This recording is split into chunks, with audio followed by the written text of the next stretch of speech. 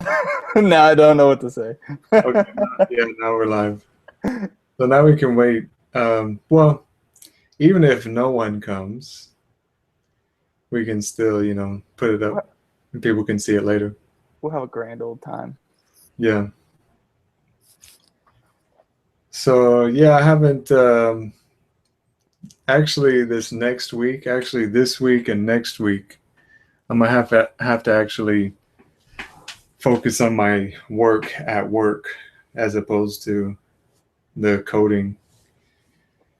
So there's courses that are being submitted. I have to organize them and structure them. So it may take me a while, it may not, but I think that I'm gonna have to at least take a break for this week.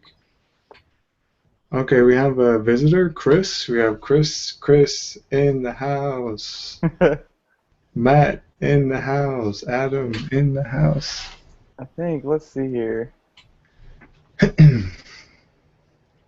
Oh, Chris is on mobile. Oh, he's on mobile. Okay, cool. Yeah. So watching it on his phone, or listening, or both.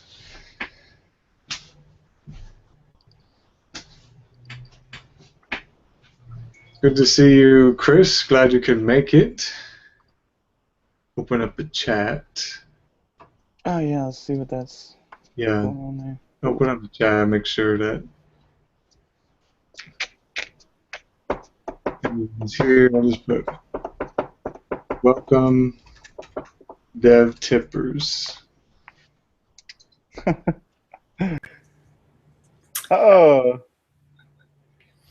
Oh, he left. Oh, dang. I was thinking, this is probably just a grand old idea, but I was thinking of creating, about Hacker News. Yes. So creating that for the DevTips community. I thought Travis was doing something with that. We've got like 5 different kinds of drinks here. No, like cold, warm and cold. Yeah, man. Like I've got just regular old sweet tea, like Lipton, and then I've got Earl Grey right here. Keeping it sweet and bitter. Oh yeah, dude, I love this stuff. But anyway, go ahead. Hacker News thing. Yeah. Well, I looked at because he sent out his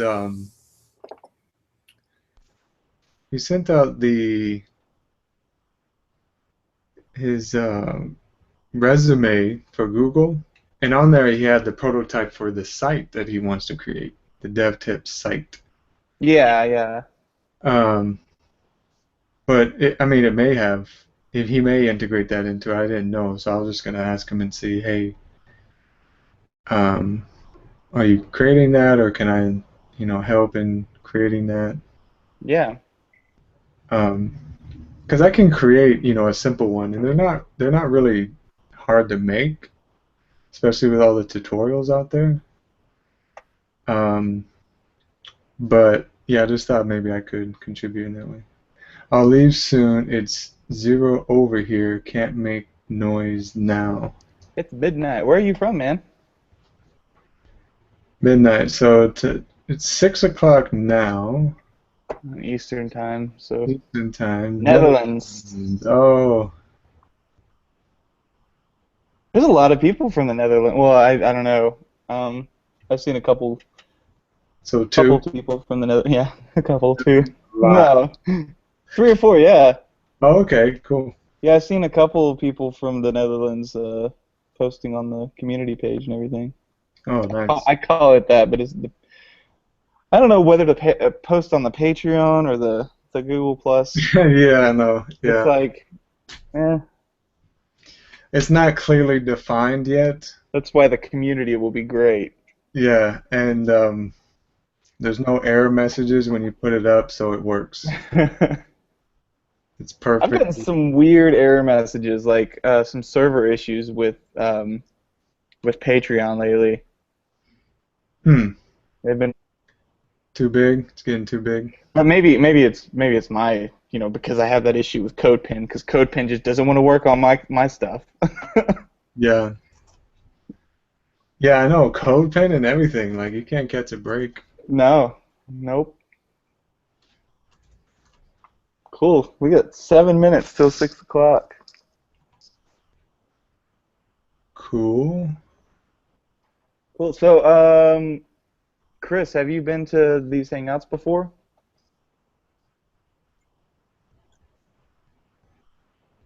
Well, he's leaving soon, so. Okay. But I guess he'll stay as long as he can. But yeah, have you? Oh, he hasn't. He hasn't been. Well, glad you could make it. I know it's late where you're at. I could stay. Okay. Well, stay if you can. Yeah, it's not actually supposed to start until like 6 o'clock, and then we may not even get started till like 10 minutes after that. But just Yeah, kind of waiting on everybody to get in. yeah, we'll wait for people so they can kind of catch up. But if you want to get started, you can just open a file on your desktop, call it whatever you like, DevTips Hangout. Consume. Oh, you're not taking anyone's place. I'm pretty sure like any number of people can hang out. So Yeah, you're okay. You can. yeah, you're cool, man. Yeah, yeah. I What? mean, we're not gonna. It's gonna be me and Matt, I guess, mostly talking. And I guess if other people, whenever they want to chime in, like they can use the chat like you're doing, or I guess they could chime in the other way too. It's just that if you make noise, then the screen will switch to that person. So I guess the only thing is not to make noise, I guess. Oh, I But was if you gonna. share my screen, does it do that? Will I it was gonna. If I share your screen, it won't do that. oh, Also, if I mute everybody, it's not gonna do that. I've okay. got yeah, I've got like complete control over like I can turn your video off and your microphone off. I can turn your volume down. Oh, okay, cool. Yeah, so I can do a lot of stuff. All right. I So have the Chris, power. Chris, do you have a website that you're working on? Yes. Uh, Send us a link to your site. If not, I mean that's okay. Because actually, if you don't, this will kind of be up your alley because I think it'll help get you started. Yeah, your CMS. Yeah, I'd like to check that out. Just take a look at it. You can see my site. Actually, mine is made through Squarespace. I have to put HTTP. If it's Squarespace, they might have SSL. I don't know. Okay, you have a domain, not live yet. Okay, cool. Still working on it. For me, I'm still trying to wrap my head around if I want to. 'Cause I have blog posts and everything. Like, do I just want to start from scratch? Do I want to keep both? So I'm still pondering if I think I might just create a separate one. I might have just one for me that's like has nothing to do with development, and then the other which is like, oh, here's a tip on how to do this or something. Yeah, you could even like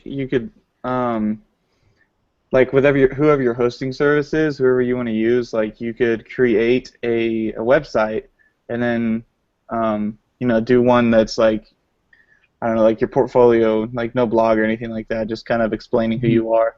And then Yeah. you can have like another one that's like www.portfolio.adamreclove. I'm gonna say Yeah. reclove. I'm just gonna say, and then .com. Yeah. Yeah. Hi, Hello, Catherine. Hello. Catherine here. Yeah, Nice to subdomains. meet you. Yeah, that's. Catherine, where are you calling from? I am in the United States, in South Carolina. Okay, cool. SC in the house. Mm-hmm. And actually, the southeast is dominating the hangout right now because I'm from Florida Okay. and Matt's from Oklahoma. Well, I'm in Virginia. Oh, you're in Virginia. I'm confused now. So you've been in Virginia this whole No, time? yeah, man. I've been in Virginia the whole time. I've moved here like today. Yeah, literally a year ago. I thought I was going to come visit you in Oklahoma. Now I have to go to Virginia. And the Chris is actually from the Netherlands. Chris is, if you turn on the group chat, there's like an icon on the left, and if you hover over the blue, it says group chat. You can see Chris. He doesn't have a microphone. Feels like an outsider, so we're bringing him in. We're bringing him in. What's up, Don? Don. Don is here. Welcome, Don. And we're live, so it is being recorded. And okay, cool, Don. Glad you could make it. And we may not start exactly at 6. I hope you're okay with that, just because, you know, it can be like high school trailers, you know, late, right at the tardy bell or after the tardy bell. So we'll wait a few moments. Well, I need to plug in a cord to the wall because I've got low battery, so let me do that. I'll turn off my camera. Okay. No problem. Yeah, if you guys just want to kind of get ready, you can make a folder on your desktop and you know, start up your text editor or anything like that. Yeah, I'll show you today's lesson. But basically, we're going to go over Jade because last week was a little bit of a hiccup. We didn't get to see all of its nice features. So we'll go over that today, and then we'll go over SAS. Not SAS, Stylus. Excuse me. We'll go over Stylus. And you don't really have to follow along for that part because I just want to show you just kind of some of the features of it, because then when we get into building using Gulp, then we can start like putting in everything. And today, as like last week, we'll probably run into some trouble here and there, but we're gonna get through it. I want to use it as a teaching moment to kind of, because you know you guys will experience the same things as far as running into, you know, errors or whatever. So we'll use it as a teaching moment to show you maybe how to problem solve at that point, to kind of help you with your projects, because I'm sure that, you know, you'll experience it on your side as well. So okay, so we have a few people in already. And like I mentioned before, I'll say it again, we'll probably start at either 6:05 or maybe 6:10 at the latest, 6:10, because we have a nice group in here now. So I would like to get started, but if a few people start coming in, then and we see people trailing in, then we'll start at 6:10. So if you have a website, post it in the group chat so we can kind of visit it. If not, that's okay. Just kind of tell us what you're working on. I'd like for these Hangouts to kind of be not just a time, you know, to learn, but to kind of connect with one another. Pair programming is a great way to kind of learn from one another, to help one another out. So this should be, you know, connecting with one another, you know, kind of breaks down, you know, the initial barriers to getting to know someone. So just, you know, kind of share a little bit about yourself in the group chat, you know, as far as your website. If you have one, I kind of put mine up there already. AdamReclo.com, you should see it. It's a Squarespace site. I did this like 2 years ago before I got into development, and still working on a few things. Okay, yeah, Cloud9, yeah. Haven't used Cloud9 yet. I guess maybe I should for Hangout stuff. I think I'll look into it and see what we can do maybe at our next Hangout. And drum roll, next week or 2 weeks from now, we're going to have Matt present on how to set up a WordPress.org site. So what you would need for that is a MAMP server, and then you have to kind of, it's complicated. I did it one time. It was really messy, but he's going to walk us through getting started with WordPress.org, which is different than WordPress.com, believe it or not. Totally different thing. So that may be something you'd be interested in if you want to have a CMS, but then have the power to customize it more. Beginner level stuff, I wouldn't say that what we're covering today is beginner level stuff. What do you think, Matt? Do you think it's beginner level? It's as close to beginner level that we can get without it being intermediate, I would say. Yeah, I mean, it's not like basic HTML and CSS. I mean, if you know yeah, I'd say beginner intermediate. Mm-hmm. If you know HTML, CSS, and your command line, then you should be all right. Yeah, so we're gonna, Jade, beginners for some, maybe not so for others, but we're just gonna cover the basics of it, and then we're gonna get into Gulp and creating a build system. So in that sense, maybe the first part is beginner, the second part is intermediate, I guess. It's all relative. That's what Einstein said. Yeah. No need to follow if you kind of know this stuff already. For things that maybe you're not as familiar with, then yeah, go ahead and follow. Okay. Cool. Developer. Where do you work at?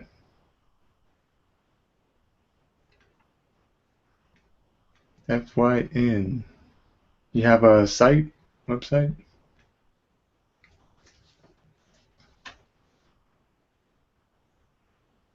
Check out the site. So just to get a feel for the crowd, everyone here, or what's everyone's level, or is everyone comfortable with kind of sharing what their level is? If you're a beginner just starting out, or if you're intermediate, maybe you've done this, or you're like Chris and you're like, you know this stuff. Okay, intermediate. Okay, professional, curious about Jade. Okay, cool. Intermediate. I'm gonna check out Chris's site. Cool. FYN. FYN. So it looks like that. I think we have, the set of. Okay, Don beginner. Cool. Yeah, that kind of helps me out. I guess it also helps out if you maybe know beforehand, but I guess we didn't really ask that question. Beginner, intermediate,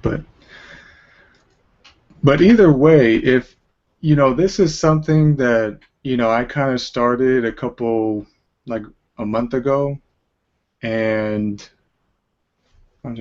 okay, cool, Chris. Omnichannel retail. Okay, cool. But if you're an experienced developer and you kind of want to share your knowledge, then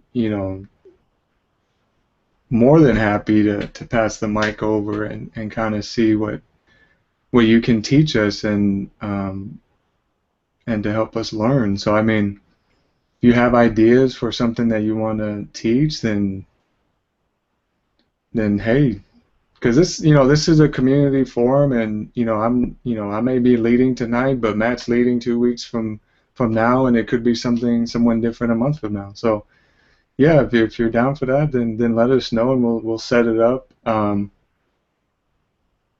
Okay, cool, Chris. All right, Don, just hanging out. Okay.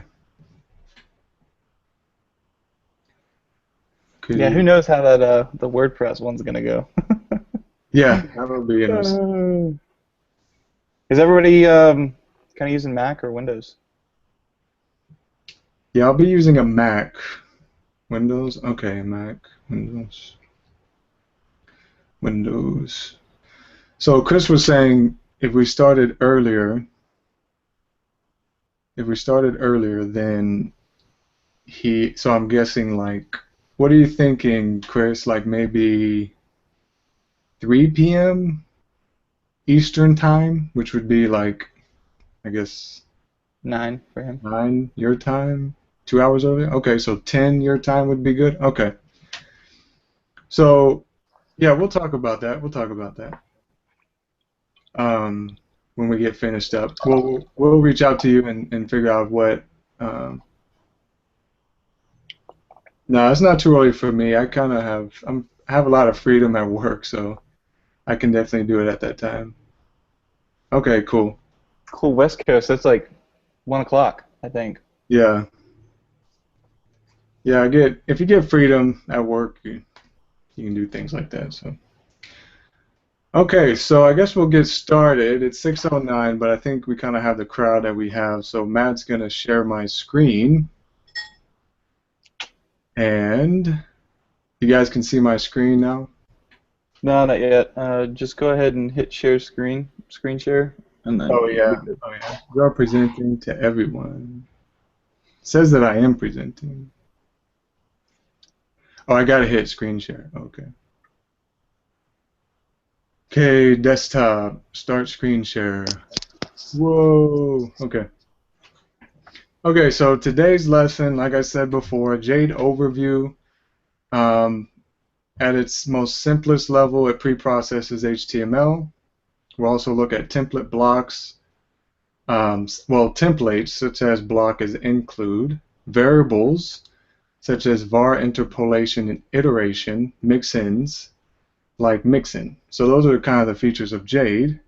Stylus, pretty similar to Sass. I think if you've watched Travis's videos, then you probably are using Sass. When I first watched his website video and saw that I was using Sass, I was like, oh, that's cool, I'm going to start using that. So I started using that. Then I found Stylus. I thought, why not present it? Very similar to Sass, and also the built-in methods are kind of similar as well. And also variables, which SCSS has. And then lastly, we'll go over building a Gulp file, doing the Gulp tasks, and all of that fun stuff. Okay, so like I said, the first part we'll go over Jade and Stylus, which you don't really have to follow along, but if you want, that's fine.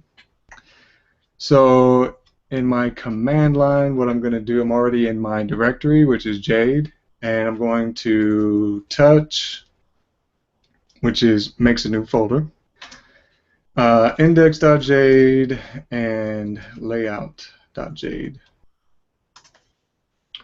So there's my files, and then to render them, because Jade is a preprocessor, to render them I just call the Jade command.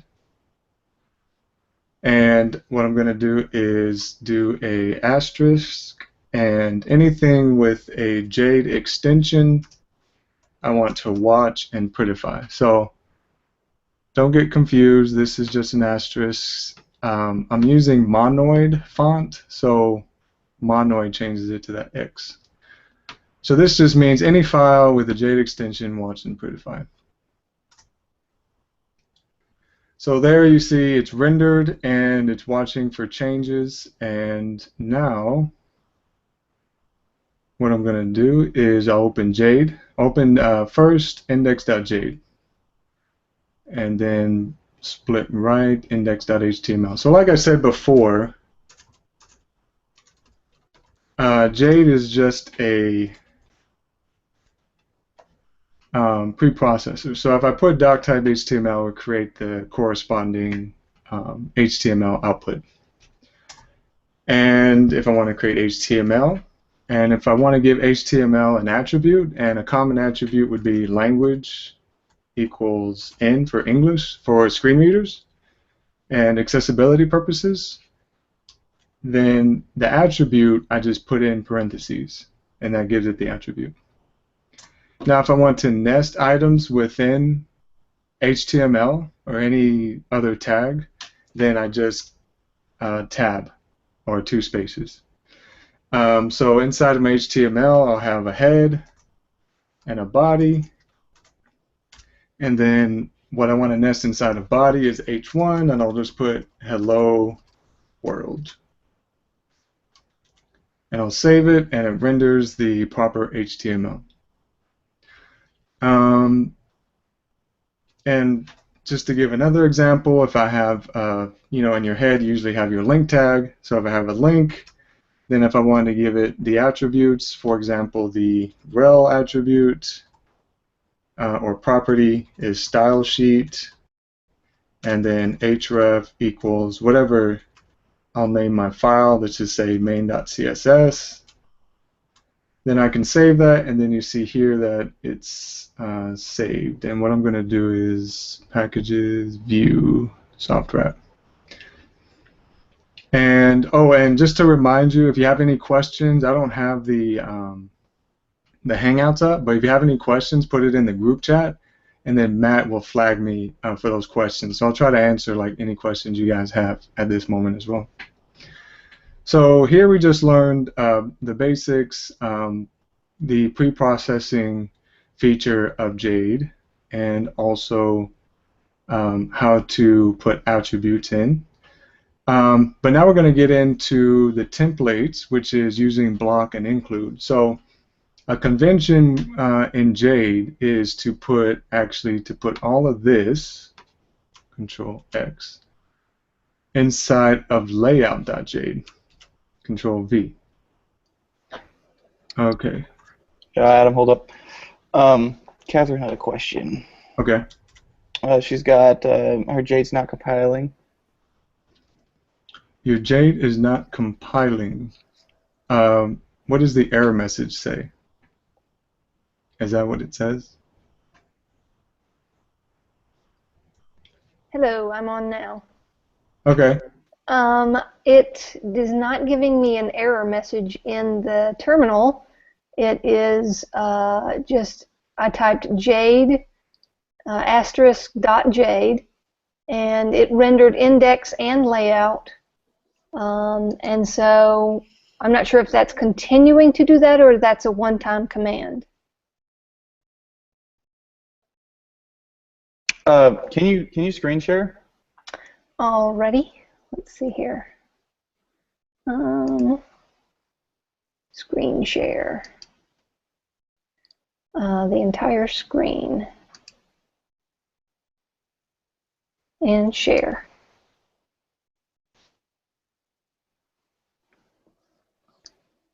Let me get this out of the way. So there's my terminal. And I'm following along, and when I hit save, over here it's not actively saving over there. I was just seeing how you did it.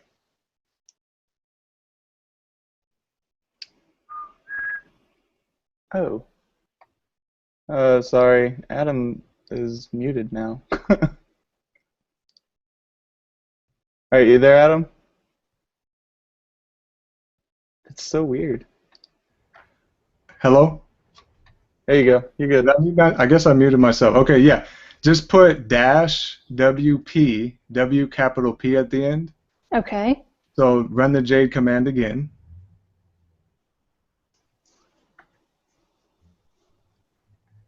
And then space -W capital P. So there you go. Now it's watching. Okay, the W was for the watch. Gotcha. Yep, W is for watch and the P is for prettify.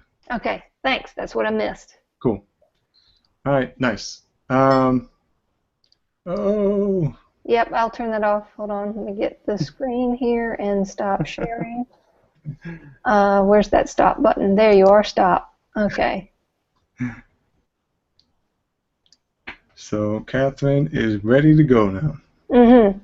And so, so now we have in my index.jade, I just have the hello world, and here it's rendered in the indexed HTML as just hello world. Now in my layout, what I want to do is create a block.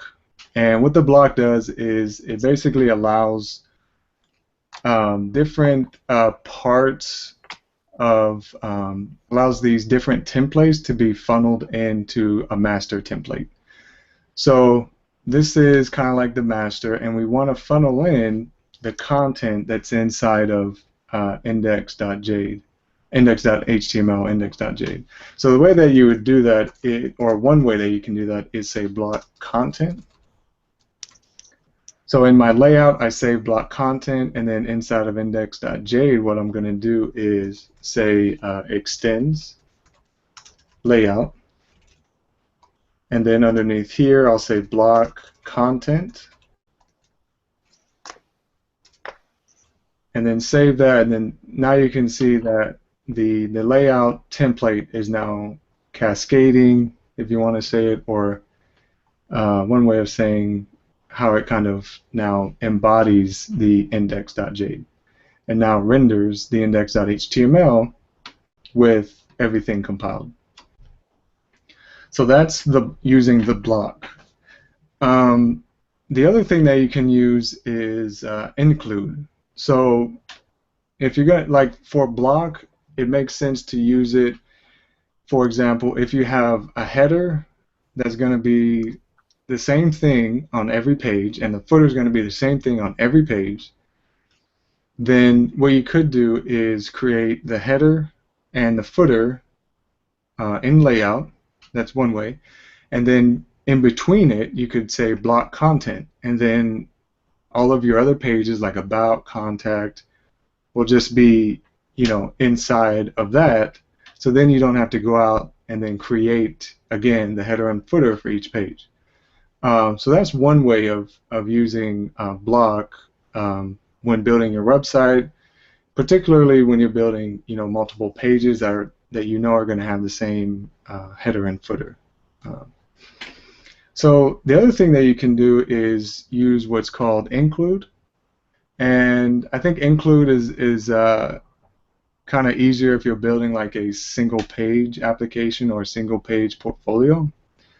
So the way that you can do that is just putting include here, and I'm going to put index. And then inside of my index, I actually take this out, and I take this out, and I save that, and then I save layout. Let's see.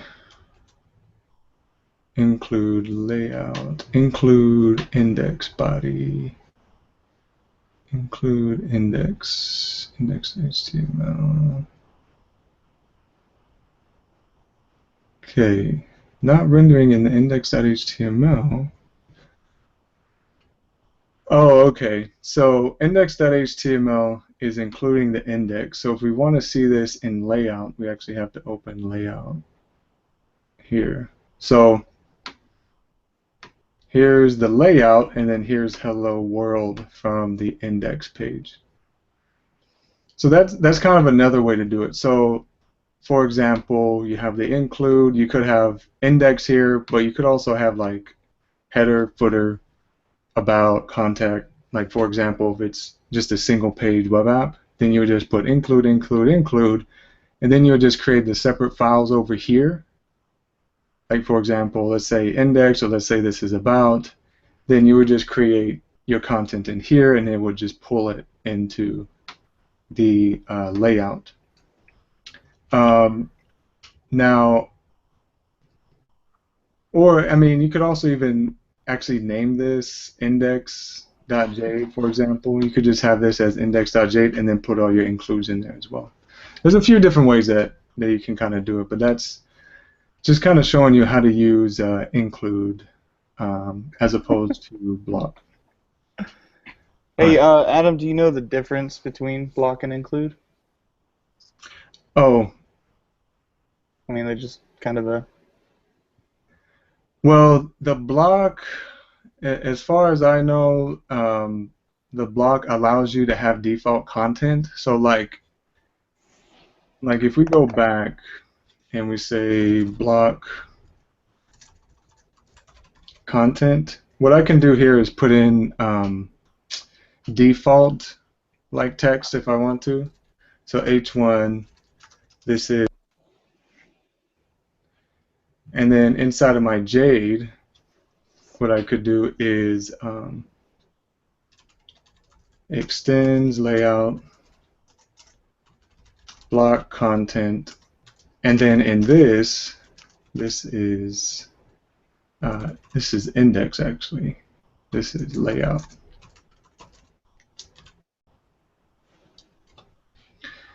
So I think block allows you to have like it allows you to have default value set, and I can show you this actually in another way as well, which is using interpolation.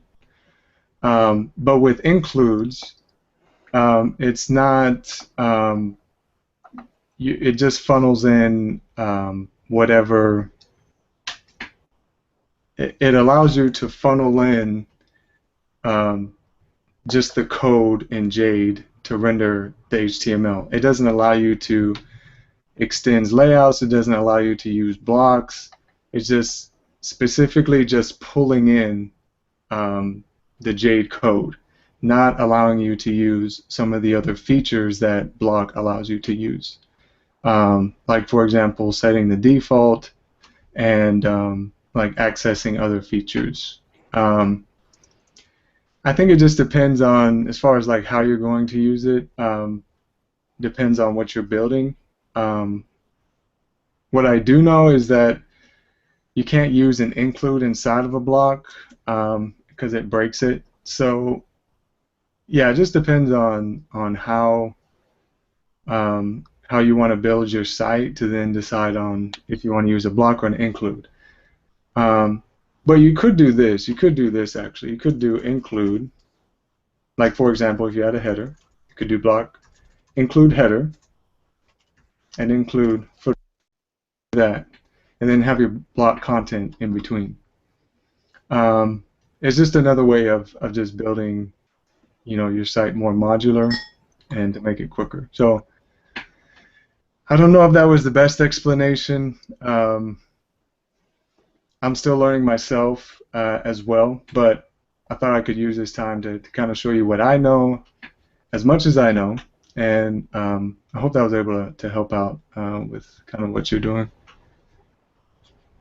So another thing I wanted to show you was interpolation and variables. So, and we're going to use block for this. So let's say we have a title tag. We can have a block of title. And after that, I'm going to use the pipe symbol because if you just do block title and anything after this is the name of that block, so I don't want to give it any other name besides title. So what I use is the pipe symbol to pipe another line. So then I can put in my dash, and this is where I use the interpolation. So I'm giving the variable page title,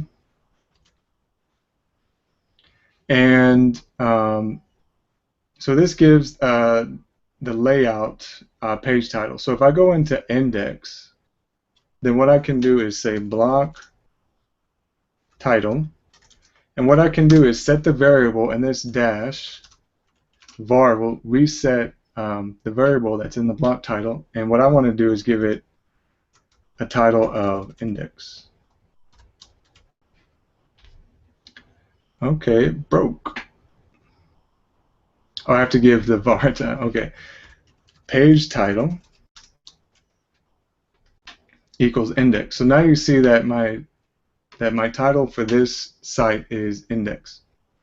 And again, this will come in handy when you have different pages.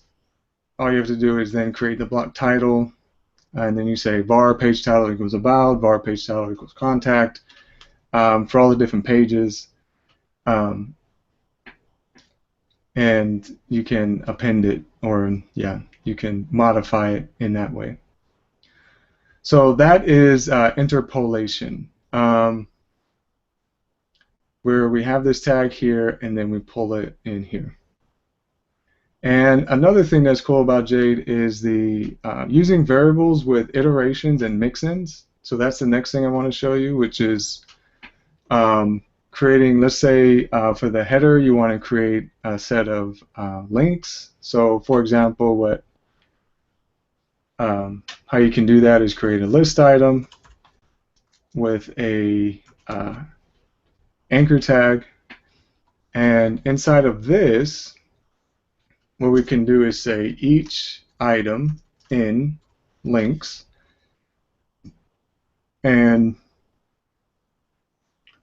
before that, I'll create the variable links. So var links equals, and what I'll do is I'll create a hash, and I'll say home.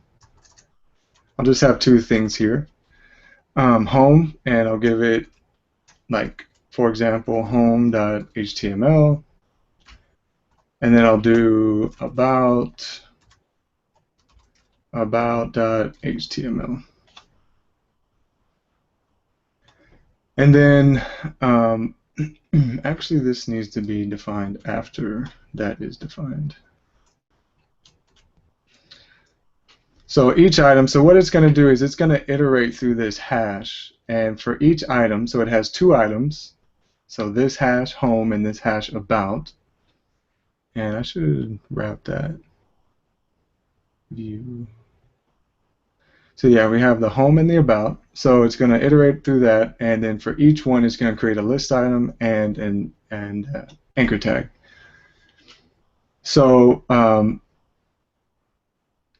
what we can do here is say that instead of each item, what we're going to do is value key, because this is a hash.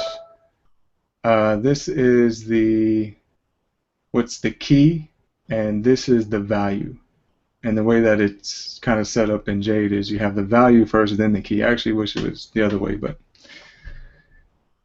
to get used to it. Each value in link, and actually I called it links, so links. So what I'm going to do here is say, give it an attribute and say href equals value equals key. Okay. It broke. Expected indent, but got new line. Oh, I think this has to be indented. Yeah. Okay, so here now we have the anchor tags, and we have the value href set to home.html, and we have the home set to the key that we put here. And this is, like I said, using iterations and variables. Now, the other thing that you can do is create a mixin. Now, as far as I know, the reason you would use a mixin is if you have comparable parts of your site on other pages or just in another section of the current page. So to kind of show you this, we'll say mixin nav, and what I'll do here is do that, scoot that over, scoot this over, index.html. So we have the mixin nav, and now we just have to call it. And the way that you call it is you do a plus sign and then nav. So now that's calling nav, and we have it here in our layout again. So, but what if you wanted to modify it and change it? There's already these links here. Well, the way that you could do that actually is getting rid of that and then calling on nav a set of parameters. So I'm just going to call parameters links. So links, it could be anything. It doesn't have to be called links, could be something else, whatever you want to name it. But what I can do in here now is here I can create that parameter, which is actually going to be a hash object. So here I can say about.html, and then I can create contact.html. So then when I do that, then it re-renders it into the about and contact. And actually, if I want to modify this, I can just go down and I can say, okay, I want another nav, like navbar, but I want to name it something different, or it's going to have another set of things instead of about an HTML. Let's say, for example, I want it to have my Twitter URL or something like that. So twitter.com. So then I'd have another nav bar, like maybe at the bottom or wherever you would put it, that has the same functionality and has the same design as this, or could name it something different. And then you can have two different kinds of nav bars. But this also works for like different sections. Like if you have a single page portfolio site and you have one section that's the same as the other one, then what you could do is create that section here and then start naming all your values in these parameters. Like for example, what the header is going to be.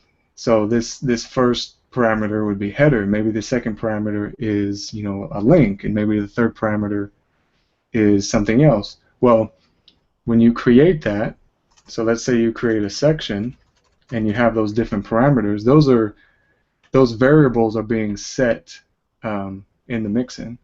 So let's say that this is a header.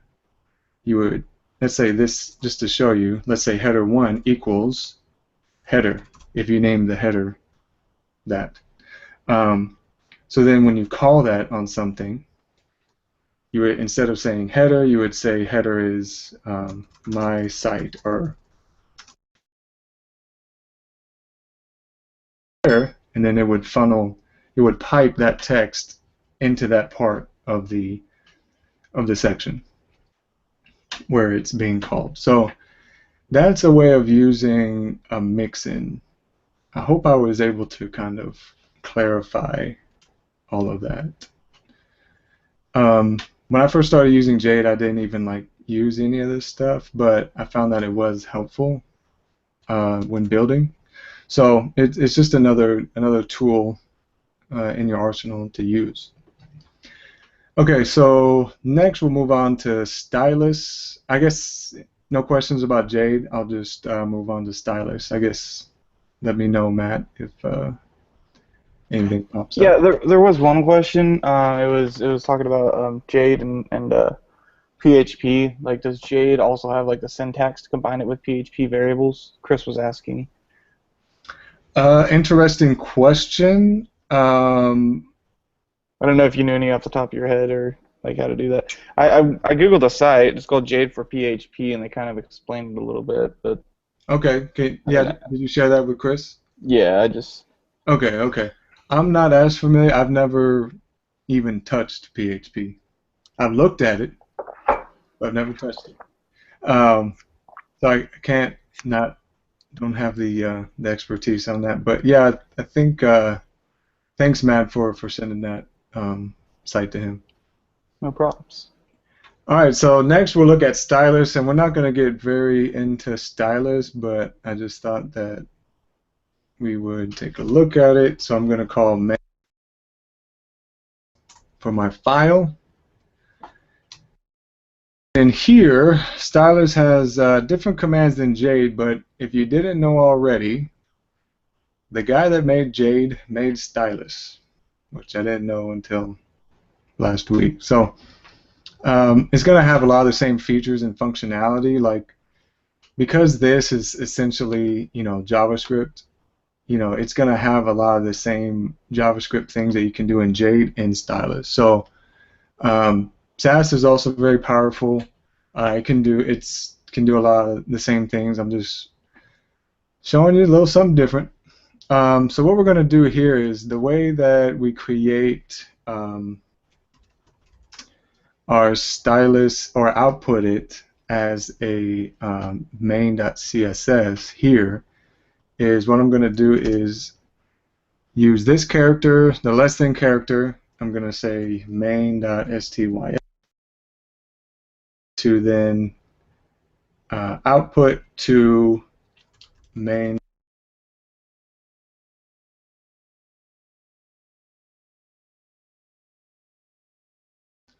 See what happens. Nothing really happens. What? Check your microphone. It keeps cutting out every now and then. I think it might be unplugging. Yeah. Can you hear me now? Yeah. It just cuts out every 5 minutes or so. I don't know if it was a connection or whatnot. Okay, I think that's why that keeps going off. Okay. Keeps dinging at you. Yeah, yeah. I think because maybe it might be reconnecting. Okay. Well, we're good. We're good now. Yeah, we're good. Okay, so yeah, like I said, stylus, less than character main.style, greater than character main.css, watch main.style, STYL. So this is now watching for the style changes, and if you see here, my main.css was created. So inside of my main.style, just do a simple style, body, background pink, and then let's see, yes, it compiled into the main.css. So, and if you're confused, this is just a package that I got within Atom called Pigment, and it shows the color. So don't be confused if you don't have it. Just look up Pigment as a package and install it in Atom. Okay. So what are the benefits of main.style? Well, main.style, just like Sass, has variables. So for example, I'll do dark pink because I want to show you variables and some of the methods that it has. Haven't really dug deeper with it, but I'll show you this to kind of help you with your workflow. So dark pink equals darken pink 50. So the darken is the method that can be called on pink and will darken it 50%. So then in here, I can just call the dark pink. And it will pipe and it'll give the dark pink color in the main.css. So like I said, has a lot of the same features as Sass. Pretty much does, I think, all the same things, except with Stylus, you can do you can use semicolons, you cannot use semicolons, you can use curly braces, you cannot use curly braces, you can use commas or not use commas. It's really up to you. However you want to build it, however you want to use it, it will render no matter what. So plain vanilla CSS works, SCSS, Sass. And obviously, if you don't want any type of colon, semicolon, comma, you just want it to be clean or clear, then you can use that. So that's a little intro to Stylus. Oh, another thing, when you set variables, you use the equal. I think in Sass you use the colon, but this requires you to use the equal sign. Okay, so that's the Stylus. So now that we know a little bit about Jade, we know a little bit about Stylus, we'll go into learning about Gulp. So what I'm actually going to do here is just remove all these files. Well, actually, yeah, remove RF. Well, I want to keep the README. Nah, too bad. RF, everything. So get rid of everything, and we're going to start from the beginning, and I'm going to use my command line because it's a little bit easier to kind of create this from the command line instead of, you know, right-clicking, new file or new folder, you know, blah, blah, blah. So we'll create the first directory, or we'll create a few directories. We'll create the builds, and we'll create the source. And I want to cd into source, and I want to make just one more directory and call it development. So that's our development folder. Oh, I created it in source. My bad. So what I'm going to do is actually I'm going to move development and cd and builds.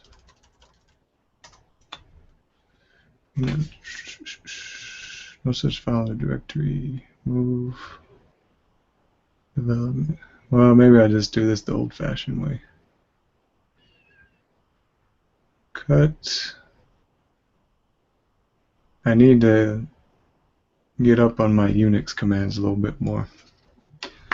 Okay, well, since we're already in the source file, we'll start making the other directories. Make directory for the Stylus, and I'll just call it Stylus. You can call it whatever you want. And then templates.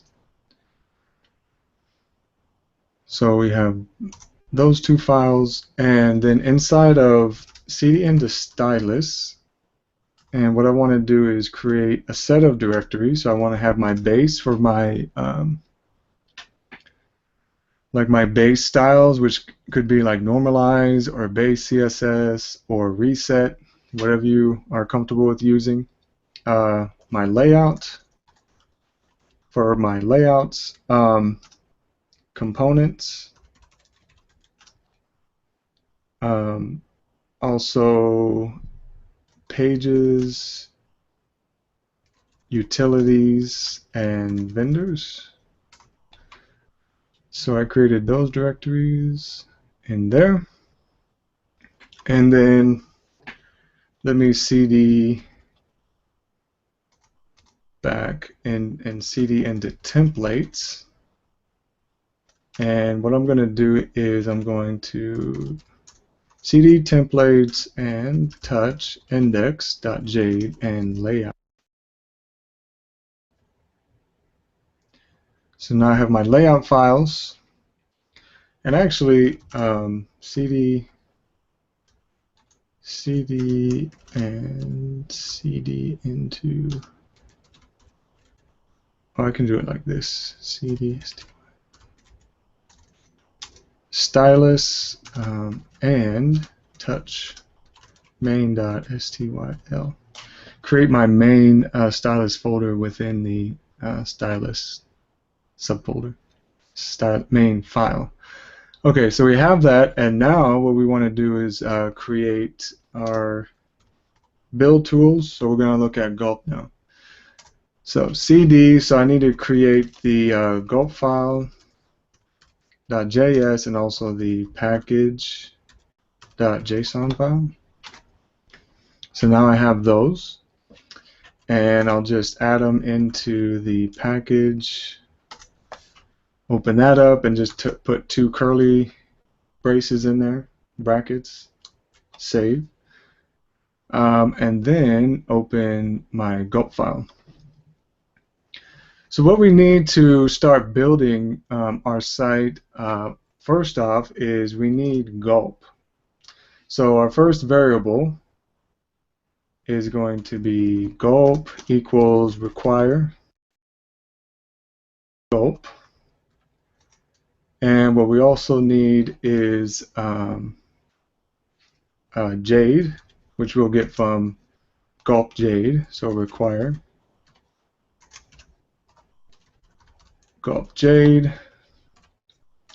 We also will need Stylus, which we'll get from Gulp Stylus. So require Gulp Stylus. We also need a browser. We want to open up a localhost server, so we're going to use connect, which we'll get from Gulp Connect.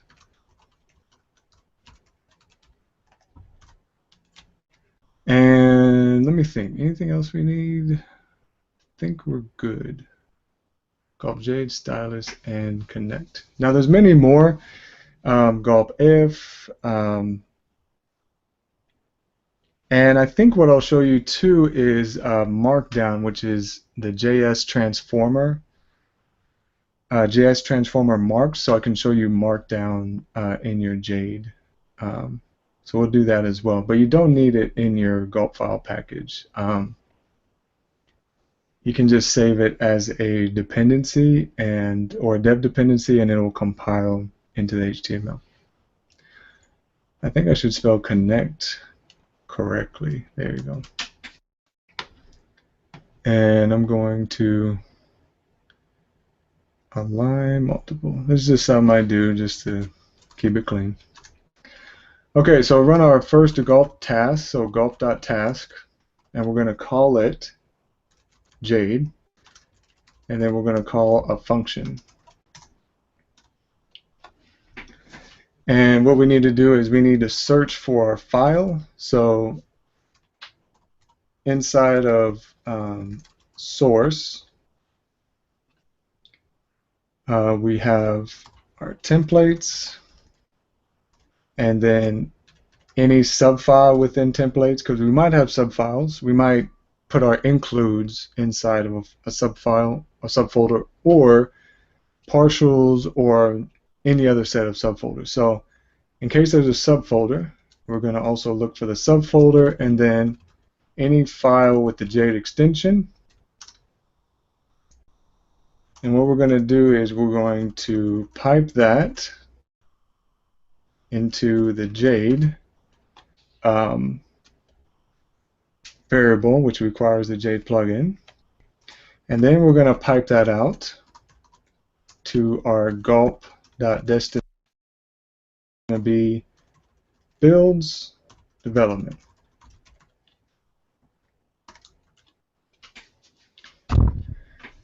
And I guess before we go any further, what we need to do is we need to install all of these dependencies as development dependencies. So what we do is npm install and --save -dev, because we're saving it in development, and then we'll call gulp Jade, Gulp Stylus, and Gulp Connect. This may take a while on your computer, but hopefully what you see are the node modules, and when it's all finished, you should see all these node modules as development dependencies within the package.json file. So as that kind of finishes up, we'll run our next task, gulp.task, and we'll say, okay, went pretty quick. So actually, let's test this out, make sure it's working.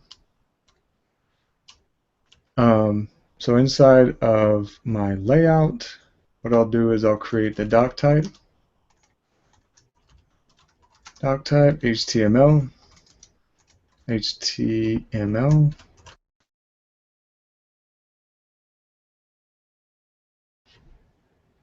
Can you still hear me, Matt? Yeah, it cut out there for a second. Okay, yeah, see, every time I hear that bell, I know that I've cut out. Okay. Head, body, h1, hello world, copy that, and then in my index, I'll just do extends layout. Okay, do I have everything? Everything's set. Okay. So in here, what I can do is now that I have a, because in my Gulp file, I have a Gulp task with the name Jade. This is the name of the function, and it does this. So then what I can do in my command line is I can call Gulp Jade, and let's see what happens. Okay, says using Gulp file starting finished. So if I look in development, I see my layout and my HTML. So everything rendered properly. One thing that we're going to want to do here, though, is set one of these options, and one of them in Jade is setting it as pretty, and we're going to set that as true. So that when we see the HTML, currently it's not pretty. But if I run this again, Gulp Jade, then it'll prettify those files like so. So that's one option along with many others that you can check out. if you go to the NPM site, Matt, just share with them the NPM page site where they can search for different NPM packages. Sure thing. Thank you. So if you go to that site, you can read more documentation on the Jade, on Gulp Jade and what it can do, and some of the options that you can put in. Okay, the next thing that we need to do is the Gulp, another Gulp task, and we'll call it Stylus, and inside of here we'll do gulp.source, and the source will be stylus / main.styl. So our main.styl is going to import everything in base components and layout. So that's why we're just looking at this one file instead of where in Jade we had these other ones. And that's because the others are kind of, those template files are dependent on one another, so you kind of need them to talk to each other in the layout, in the HTML. Okay, so then we're going to pipe it through Stylus, and then we're going to pipe it to a gulp.destination, and that destination is going to be builds, develop, subfolder CSS, so I'll put that at the end. So now that I have my Stylus function that does all of this, then what I can do is I can go in my command line and I can just do gulp Stylus, and if nothing broke, then it creates a CSS subfolder with my main.css that has nothing in it. So perfect. The last thing well, not the last thing, the few more things that we're going to do is just going to be for development purposes. So when you're developing your layout, obviously you don't want to have to keep watching the file and saving the file and then reloading the browser. So that's what we're going to do here. We're going to watch for the file and have it reload in the browser automatically. So we'll run gulp.task, and this is connect, and connect is what's going to help us to create the server. So we'll run connect.server, and inside of here there's a set of functions or a set of options. One of them will be root, and our root is actually builds development.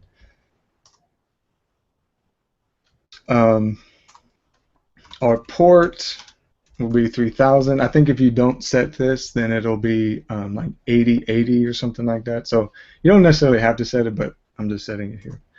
And then there's also port 3000. Live reload. And we'll set that to true. And put in my semicolons. Guess I could have done this in JavaScript. Huh. Do that next time. Anyways, so it has live reload, and actually for live reload to work with the Jade, what we have to do is pipe it and say connect.reload, like so. So I have to get rid of this semicolon here and then put it here.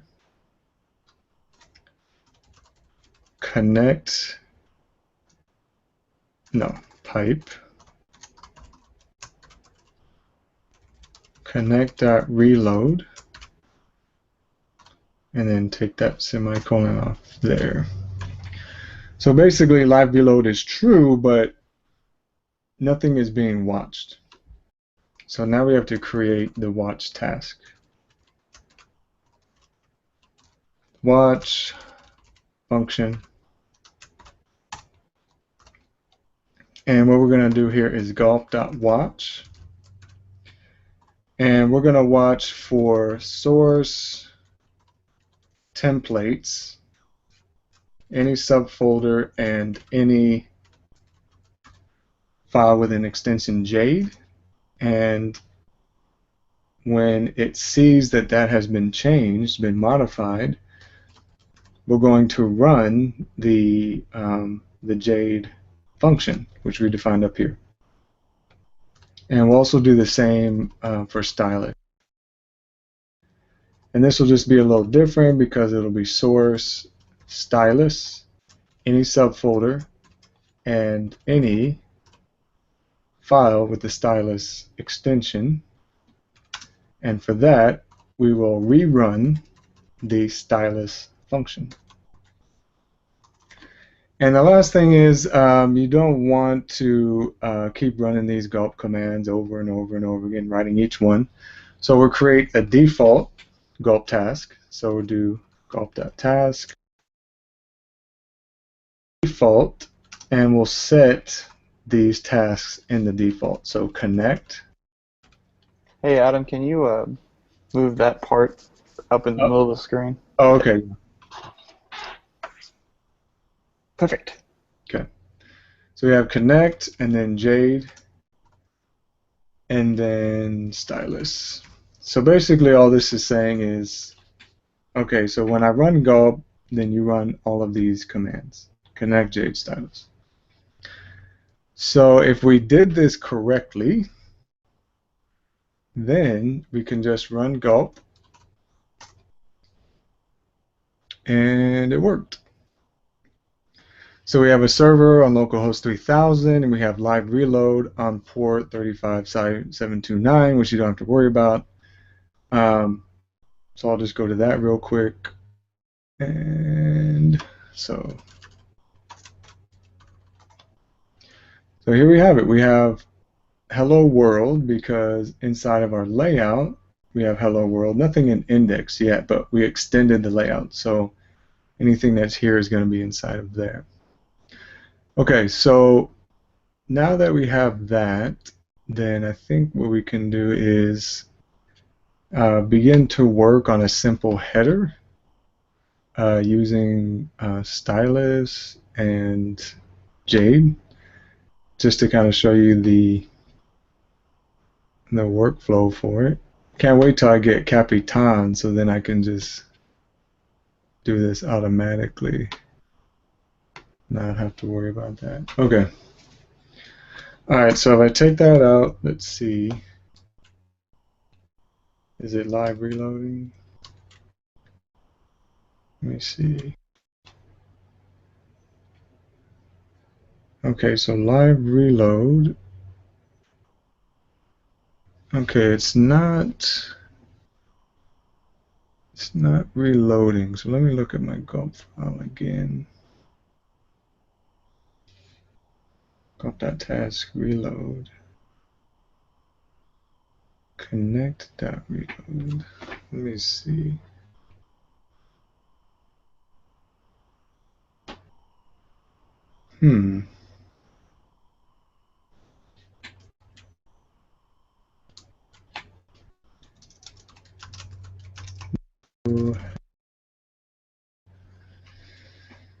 Okay, well, a couple of things are going on. It's not actually checking for all the different times that it's saving. So, problem solving time. Let's look here. I'm missing one thing. I know that I'm missing one thing. Did you npm install live reload?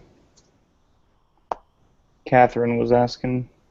Oh, I have, no, that works with connect. It works with connect.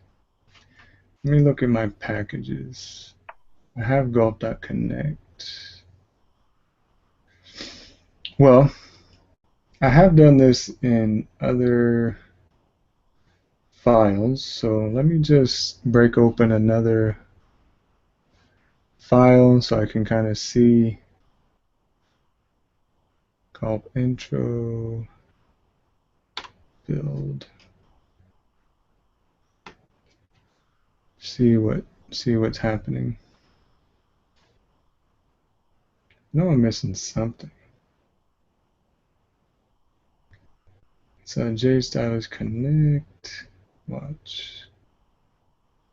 Oh, did I put watch? I didn't put watch. That's what it was. I didn't put watch. Sorry, guys. Watch, yeah, of course. Okay. So let me go back into my terminal. Stop that. And let's see how this does now. The simple things, guys. It's the simple things sometimes. Sometimes not so simple, but. So let me just, yeah, new header. Okay. So let me go into layout, header, header. Okay, good. Everything's working now. So this is your development environment, and now you can start working on your site using Jade and Stylus. So let's just create a simple header. And the way that I'm going to do that is I'm going to do include header. And before I do that, I'm going to, before I save that, new file, header.jade. So then I'll save that, and then inside of my header, just to test it out, say, oh, new header. Okay, cool, working well. So what I want in my header, actually, I'm going to call this section with an ID of header.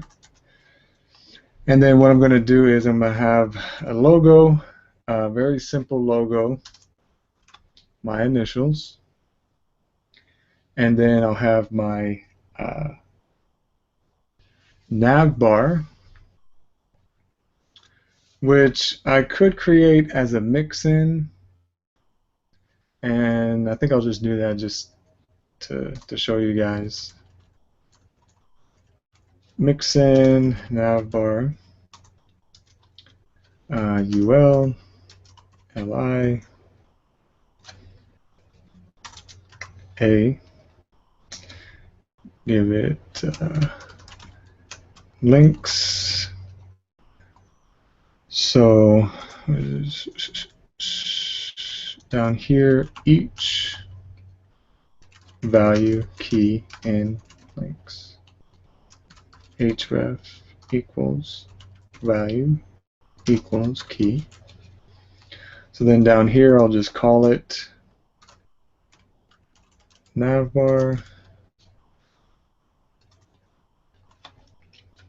And if you want, you can also just create a separate subfolder for mixins and put it in there as well if you want to be a little bit more cleaner. So I'll say home.html,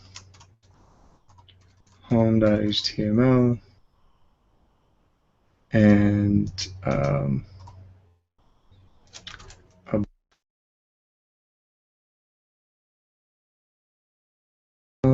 and also contact.html. Okay. Okay, didn't render. Probably broke something. Indent, but got new line. Oh.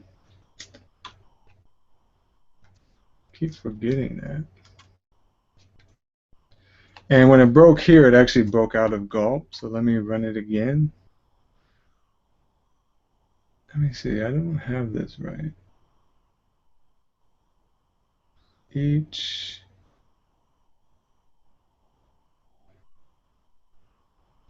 says cannot read properly, length of undefined. Let me see. That's what I had before. Now it says expected indent but got new line. Does this have to be like that? Yeah, I think so.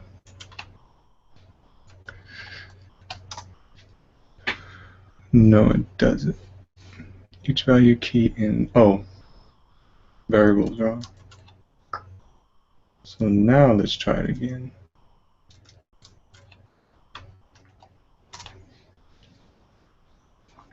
Okay. So now I have my header, have my logo, and what I'll have underneath of that is a header. H1 will just be my name. Okay. So that's the HTML Jade markup for just a simple header, and now we will go in and style it within Stylus. Before we get into the actual header, what I'm going to do is I'm going to copy, I'm going to create a file and call it normalize.styl,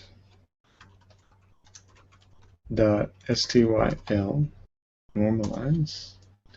And I'm going to go to normalize here. So if you just type in normalize and then CSS, it'll take you to this site by Nicholas Gallagher. And all I'm going to do is Control A, Control C, and Control V, and Control S, or Command S. And like I said, because Stylus renders any type of syntax, then this doesn't have to be changed. It can be plain vanilla CSS.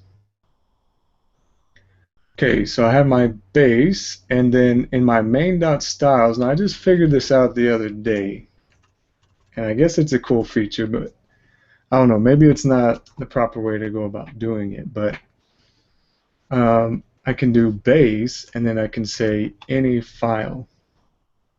So any file that's within base is going to be imported. And just for fun, just to make sure everything's working, what we'll do here is background pink at import base. Okay, must have broke something. No. CSS normalizes in here. Main.style base. Let me see if. Well, let me check my. Oh, I didn't put it in my header. That's why. Okay, so in my layout, go into here. Link.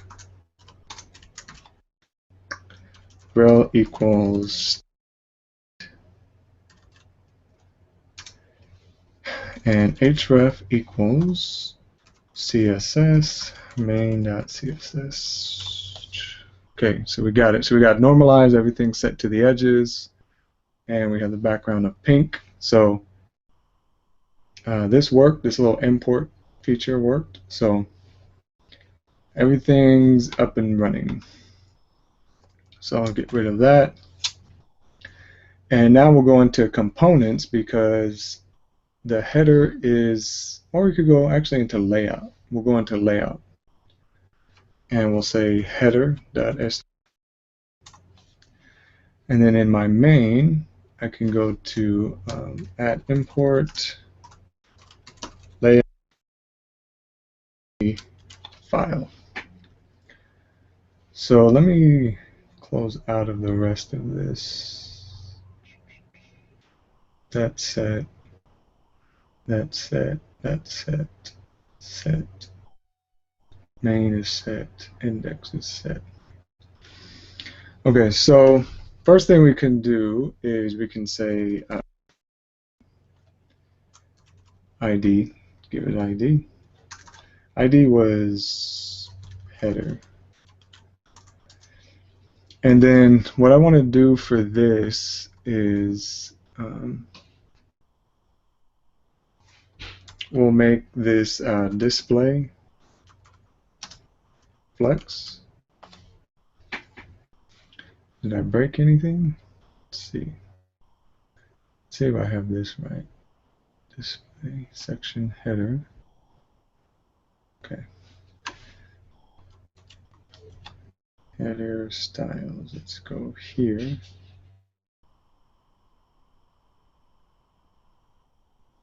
Okay, it's not pulling it in. Let's see where that is happening.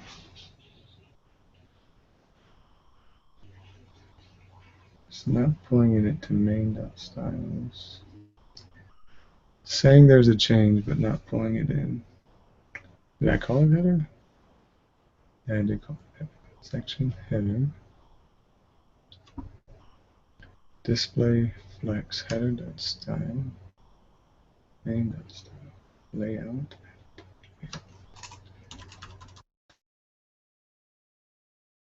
Background body.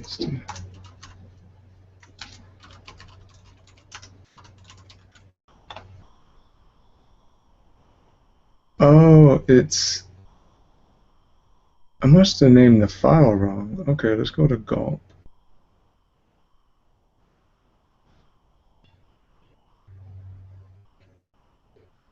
Source Stylus. Because the main stylus is changing, but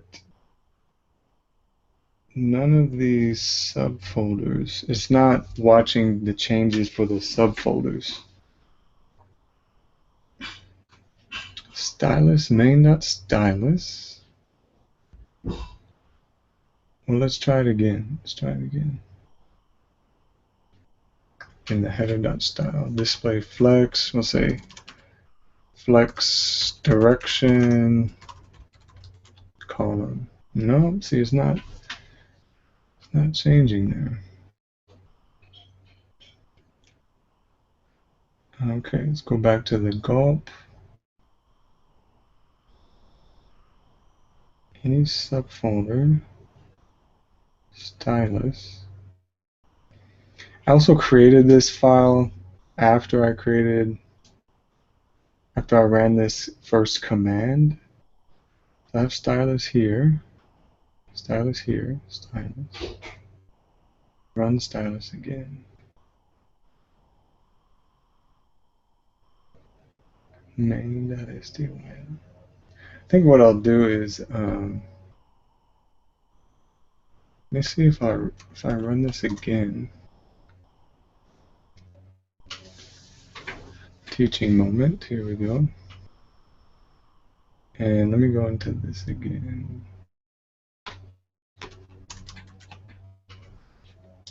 Yeah, it's not rendering it. Well, let me just get rid of that. Okay, Stylus is saved. Okay. So section, well, how about this? Just do header, flex, or display. Yeah, I think that giving it that section thing, I think that's what messed it up. Okay. Anyways, okay. So what I want to do here is I want to display flex, and then I want to justify content, space around, actually space between. So that's equal distance, space between each of these elements. And then what I want to do down here is for my header 1, I want to give it a min width of 100%. Is that what it's called? Min width? Let's see. H1. We have the nav bar. Logo. Oh yeah, the next thing I want to do is flex wrap. So yeah, I have these two items here, and then I can wrap this on a new line. So then I can just align items, center, so that centers the items.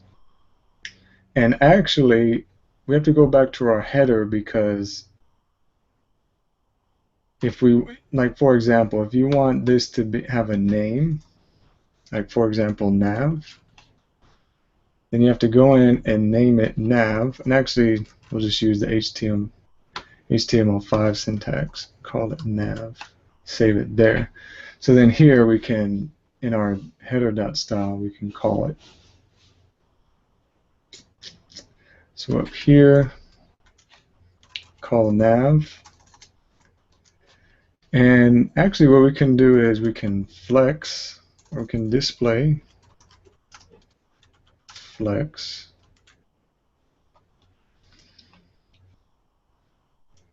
Let me see if that worked. Yeah, it worked. Or is it the UL? It's probably the UL. UL display flex. Okay. So that flex the items, so they're on a single row, and then I'll do list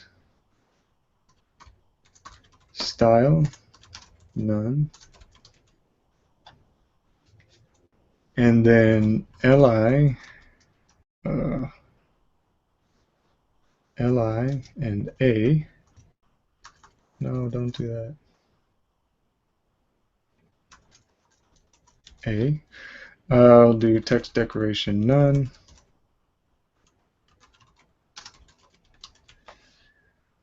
Color white. And actually, I want to change this color because in my header, what I want to do is give it a color of RGBA.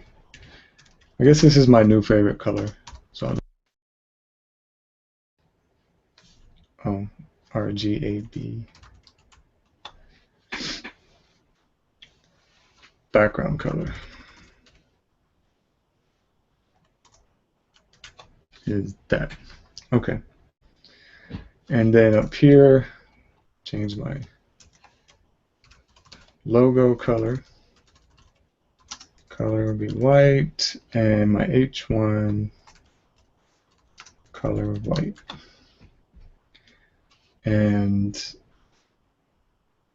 H1. So let me if I can do text align center. Or actually, yeah, text align. Yeah, center. So now it's centered. Give it a border. 3 pixel solid white. Okay, so it's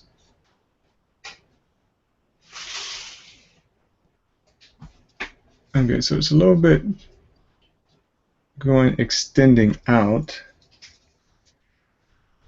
So what I could do here is inline flex, but then it doesn't take up the other things. Okay, so I could do that, and then I could do down here display inline, not inline.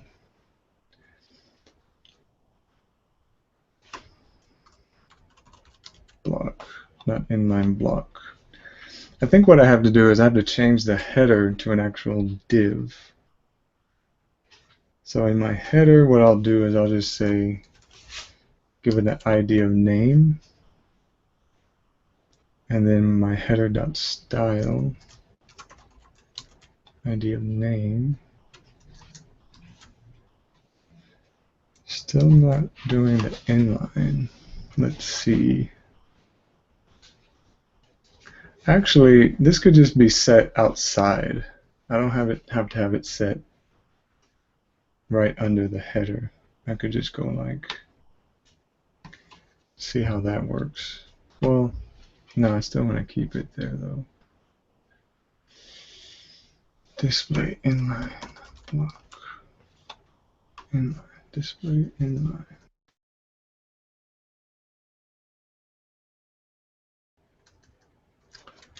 I'll keep that. Okay. How to figure that out? Before I figure that out, I think I'll give these some padding, or actually margin of 1em all around. Okay. And then, or actually what I can do is in my header, give it a padding of 1em all the way around. And then here, what I can do is say padding left 0.5em, or actually 1em. So here I have my header. Now we just need to figure out how to get this thing to inline. And like I said before, I worked on this previously, so let's take a look at what my other project is.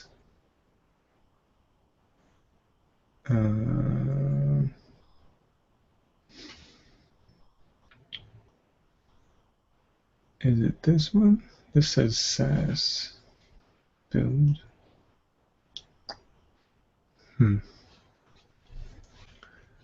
How did I get that to inline before? Display flex. Min width. What I might do is, instead of making this min width 100, what I can do here is say min width 50%. And that makes it inline. So min width is 50% for the logo, and actually I think I'll do the same for the nav. I'll say min width 50%.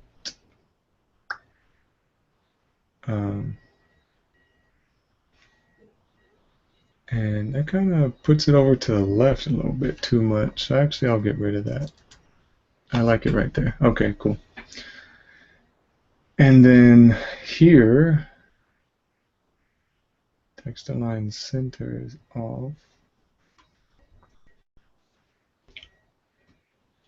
Text align center. Let's see.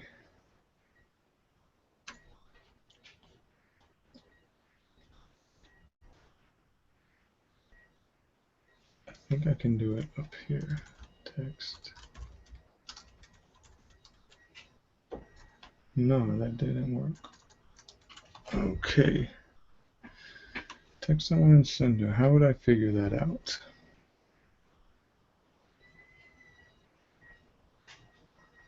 Oh, I can align it. Yeah, I can tell it to align in the middle.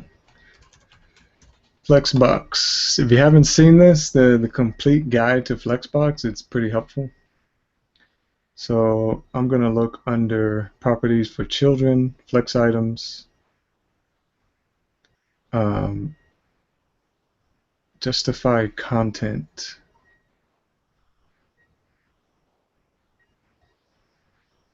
Justify content, and then align self. Oh, that's flex end. That's flex start. Okay. Align items. Well, let's just see center, how center looks. Go back. Okay, looks good. So I just justified the content in center, so now it's in the center. And yeah, that looks pretty good at the top too. I think that's fine. So I'll give it a padding of 1em on top and 2em on the sides. And I think I kind of want to make it a little bit bigger. So I'm going to make it 300 4M, and okay, that's pretty big. Maybe a little bit smaller. Yeah, that works. Maybe instead of 1M, 2M, maybe 0.5 and 1. So yeah, pretty cool. This is kind of like what a tablet screen would look like. So maybe, you know, I may make it smaller, put in some media queries, change things up, see that breaking point. So there's a breaking point at right there. Change that up so that it just displays as a block. So I have my logo at the top. But okay, yeah, look, everything looks pretty good. Like I said, this is just the start to creating your own portfolio site, or just, you know, any site in general. You can use basically, you know, all of this as kind of like a just a framework that you can use to build prototypes, to do your own work. And I think what's nice about it is that you know, before you even create the site, before you even start maybe using something like Jekyll, you can kind of just build it out all here and then copy and paste all of this, whether it's you copy and paste the HTML. If you're using Jade and it re-renders Jade, then you can put the Jade in there. But yeah, you can just build it all out here. You can see how it looks, and then you can just pipe it into your project. One more thing I want to change is the and -1M. That's too much. Still too much. Yeah, that's cool. And I actually want to make it a little bit bigger, so font size. Actually, I'll do font 500 2M and open. Cool. Well, how about -1? Yeah. Oh, I like it when it's just barely touching. Okay. So yeah, that's the tutorial for today. Overview of the Gulp, Jade, Stylus, and we got started with a header that you can use on your site. So if have any questions, then just let me know, and we can kind of go over those.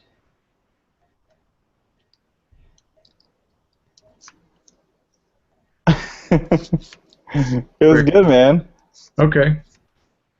Thank I you. don't, I don't have any questions. I felt like I followed pretty well. Okay, cool. Yeah, I mean, I guess we lost a few people, but hey. Yeah, Don had to go. It was pretty late for him, and Travis had to go do something as well. Yeah, yeah. And I think Andrew left because he went and took that nap and then missed a ton. Okay. Yeah, it's crazy. We have like people from all over, so it's kind of hard to catch everyone, you know, at the right time. Well, I stayed until the very end. Oh, good. Thank you.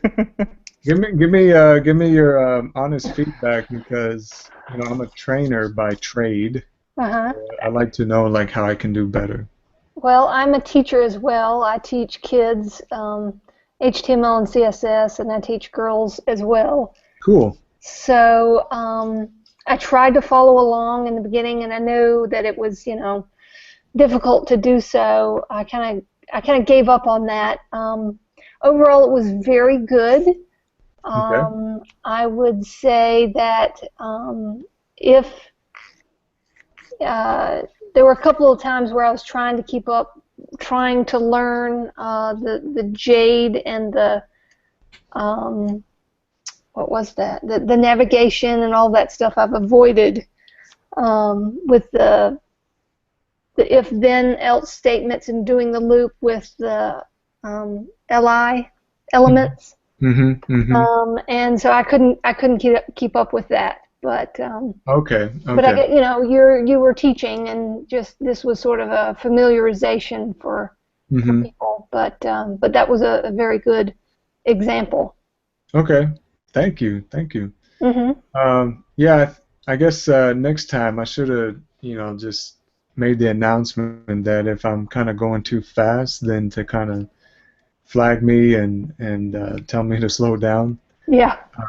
So yeah, the next time, if anyone's presenting, yeah, just say, hey, can you slow down a little bit? I want to try and keep pace with you. Right. So I thank you for letting me know that. I will keep that in mind Mhm. going forward. Do you feel comfortable? You feel like you can maybe Yeah. use it on your own? Yeah. I was taking notes.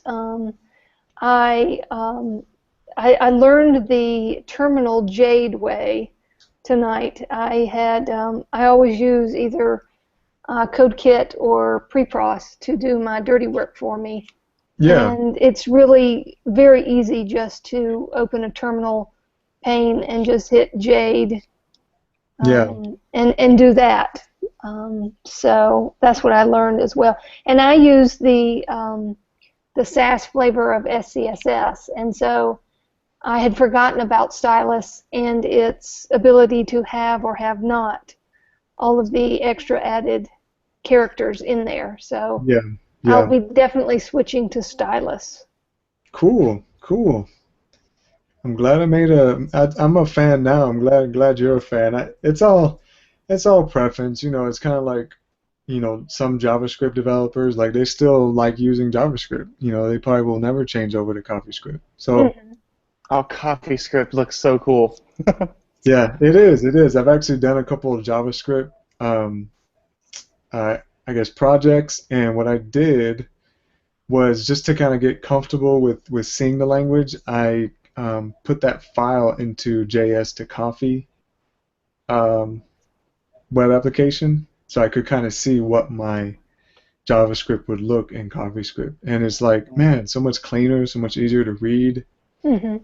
Um, yeah, I mean, ultimately, that's what it comes down to. That's the reason why you would want to use Stylus or Jade, is Mhm. the readability and the debugging purposes. You want to, okay, I want to go into the header and change this, then you don't have to go through, so many lines of code to then get to the point where you are then changing what you want to change. Sometimes I run into with Jade some problems with something's not indented right, or I don't know how to syntactically write it. And in my Gulp stack, I have a plugin called HTML to Jade. And Okay. so what I'll do is I'll write it out real quick in HTML the way it's supposed to be, and Mm-hmm. then it will write it for me. It'll compile it real quickly into Jade, and so I can grab that and throw it back into my project without having to try to figure out what is indented wrong. It spits it out for me automatically. Yeah. Yeah, that's Yeah. cool. And you can like backwards engineer it and then like figure out how to do it the next time. That's a cool plugin. I've never. Right. Very nice. So you teach, or well, actually, before we get into conversation time, you said that you teach CSS and HTML. Is it like kind of volunteer or is it at the school? It's mainly volunteer. Okay. I hook up with. I went to a higher education for coding, and I give time back and volunteer to teach kids in their kids academy. And Okay. I hooked up with a local group for STEAM girls. STEAM is science, technology, engineering, arts, and math. Yeah. And so it's an all girls group, and so I help teach basic classes for them too. That's Cool. awesome. I wish I had that when I was younger. Like I always was told about just the different like languages in HTML and CSS, and by the time that people were telling me, like it was still really um, I guess old, I guess, or new. Sorry. Um, and so like HTML5 wasn't out yet, but I really wish that I had somebody to teach me how like just the simple stuff. And I think I would have crept in like a little bit sooner as far as the web development world goes. Like I literally just started about a year ago, and then I know Adam did about 6 months ago. But that's really awesome. Mm-hmm. That's really cool. I think I'd want to do something like that as well. Yeah, I think yeah, I mean, teaching is the best tool to force you to learn. And I actually teach at the Iron Yard, and I think they have some up in South Carolina, code academies, and this one's called the Iron Yard, and I volunteer to help them out. You know, teach the 8 to 12-year-olds, or I think I'm teaching actually the 13 to like 16-year-olds this next round. So I'm gonna stop sharing. Okay. So yeah, I think yeah, it's a great way to just practice what you know and actually maybe even be even better at it, because I mean it requires you to know a little bit more than what you would typically know if you were just doing it by yourself. If you're doing it by yourself, then you're like, okay, this worked. Yeah, I actually, the higher education was the Iron Yard. So I did go to the Greenville Iron Yard.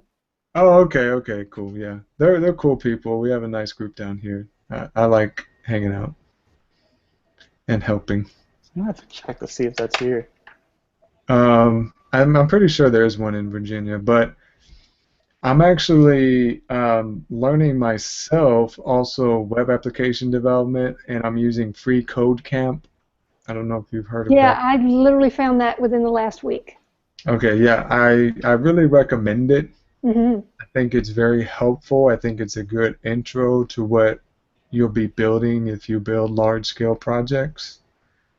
And I've already gotten through like a lot of the basic stuff, and I've gotten to build a couple applications using JavaScript. And it kind of, you know, it was kind of, you know, difficult in the beginning, but it pays off to know JavaScript and what its capabilities are, just because of, you know, making AJAX calls, how, you know, asynchronous JavaScript is important to web development. So when actually it's funny because when Travis did his first build a complete website series, and he used AJAX and it didn't work for me, I was like, man, I kind of stopped for like 2 weeks on that one part. You know, I did other things, but I'm like, didn't work. It was just, what ended up happening was it was just something in the HTML that was wrong. Mm-hmm. It wasn't like the AJAX. It wasn't. It happens. That's programming. You got to get used to it. You got to check everything, and I hope that's what I kind of showed people is when they run into errors. You know, just. Yeah, those syntax errors will just make everything blow up. Yeah, and you're like, no, what happened? So yeah, it's so yeah, we're at the end.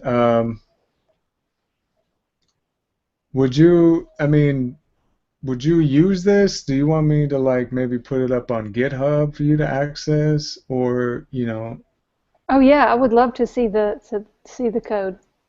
Okay, so what I'll do, actually right now, I'll do it right now. Go into my GitHub, create a repository, GitHub, and create repository, new repository, and I guess I'll call this DevTips. Well, call it Gulp build. But obviously you can call it whatever you want. Tool using Gulp, Jade, and Are you putting this on your GitHub? Yes, I'm putting it on my GitHub, and then I'll just send you the link so Sure. then you can get it from there. So I'm just creating the repository first, and then Now I go to the command line. And let me Control C.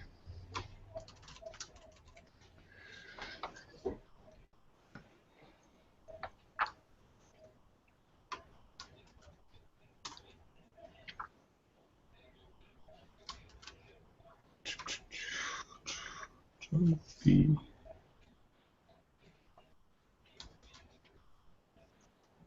Get init.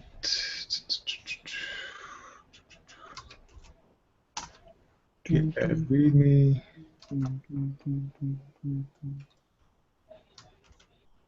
First commit.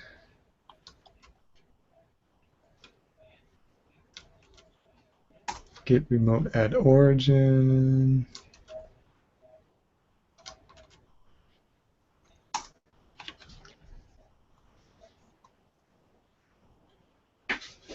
So if you're going to use this yourself,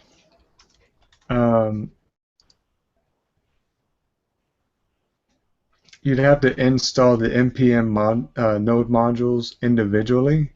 So just like I did when I showed you how to install them, you would do it one by one. So npm install -- save -dev gulp jade gulp stylus and so on. Okay, great. So I'm going to create a git ignore. Gulp build really quickly. New file .git ignore node module. What else? .git.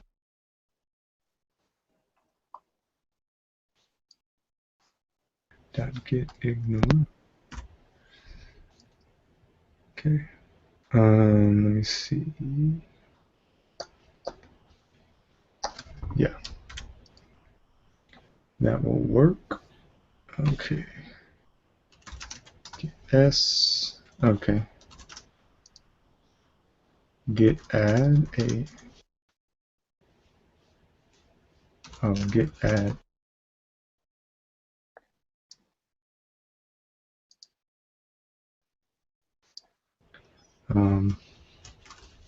All my files.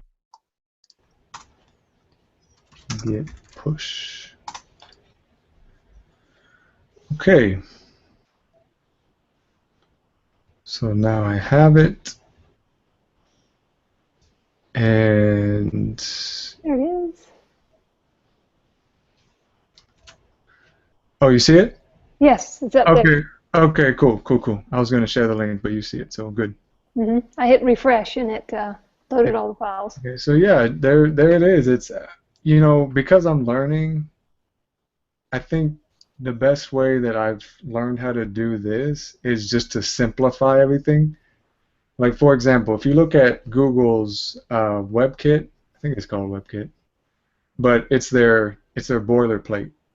And if you look at their Gulp file, I think they use Gulp or Grunt. I'm not sure. It's been a while since I looked at it. But if you look at theirs, it's like this big whole long thing. It's like, oh my God, what is all happening here?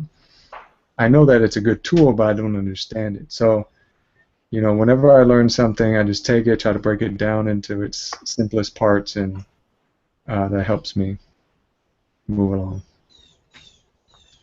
So yeah, that's the end of this. So Thanks a lot. Appreciate it. yeah, you're welcome. You're welcome. So Matt will be here in a couple weeks, and we'll learn WordPress.org. Hopefully. What to do and how to do it. I dabble a little bit in it myself, but I don't know it all. That's all I'm right. actually interested in it because I want to see how to do it, like, get into WordPress.org and set it all up and all the files and the folders and this and that, and it's a lot to it, so it'll be helpful to me, I know. Yeah, if you're like strictly front end, like it's pretty tough to think back end, like getting that mindset. and so I Yeah. feel like it's a really tough thing to learn. I'm still learning it, so I'm not by any means good at it, but I'm gonna do my best to teach it. Yeah, man. For sure. As far as like setting up the database, I feel like I'm okay at it. Like I use DigitalOcean, and like it was pretty simple to do that. But like actually writing the WordPress themes, that was pretty tough. It's learning PHP. So like if you don't know PHP, it's a whole new like thing to learn. Mhm. Mhm. Yeah, man. It's like this week I'm actually taking a break. You know, I'm like I can't handle free code camp. So I took a break. I made 2 web apps. You know, I made a quote machine and a random quote machine and a weather app. Oh, that one that you showed me? Yeah, yeah, I made that. Yeah. Now I'm That tired. uses an API of some sort, doesn't it? Yes, I used a couple APIs. I used Forecast.io, Mm-hmm. which has a good API, and you know I can show you my code pin. Yeah, I used Forecast.io. What else did I use? Geocoder.ca because I needed to reverse look up the latitude and longitude coordinates that I had, so that it would reverse geocode.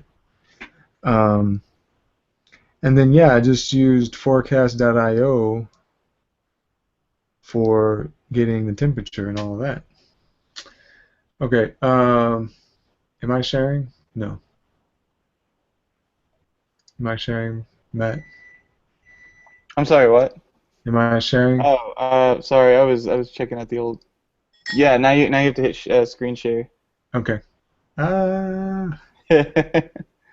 So yeah, here's my local weather app. And okay, yeah, I used Forecast.io, Geocoder, and weather icons. This is a weather icon.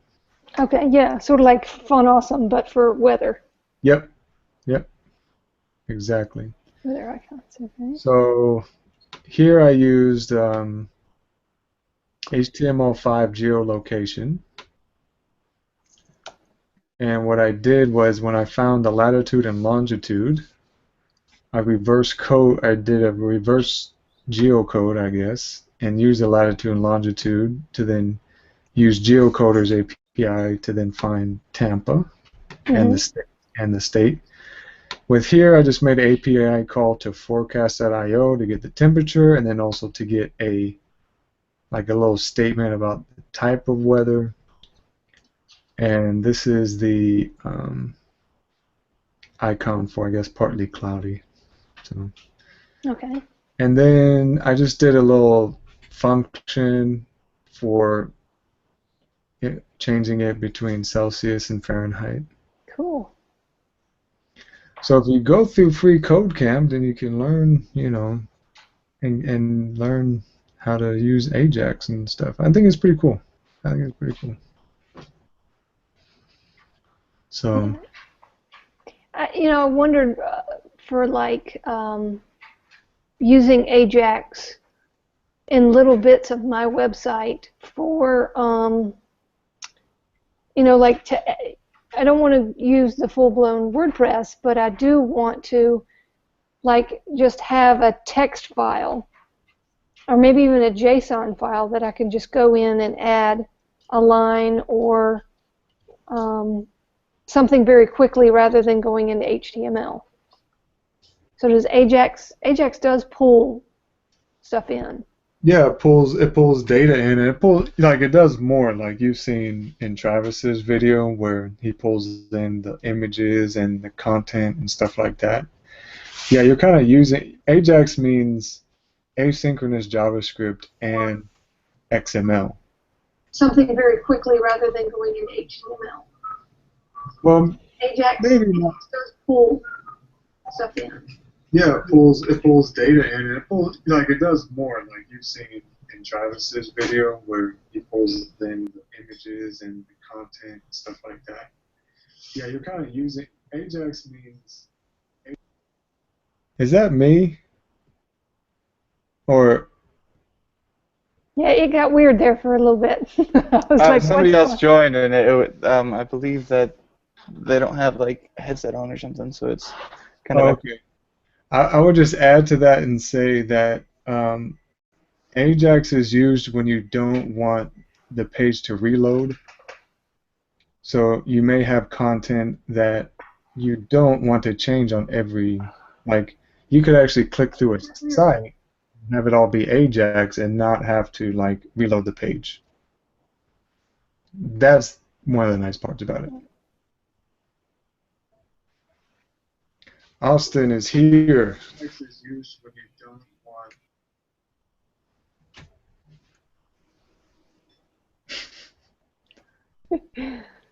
He's getting set up.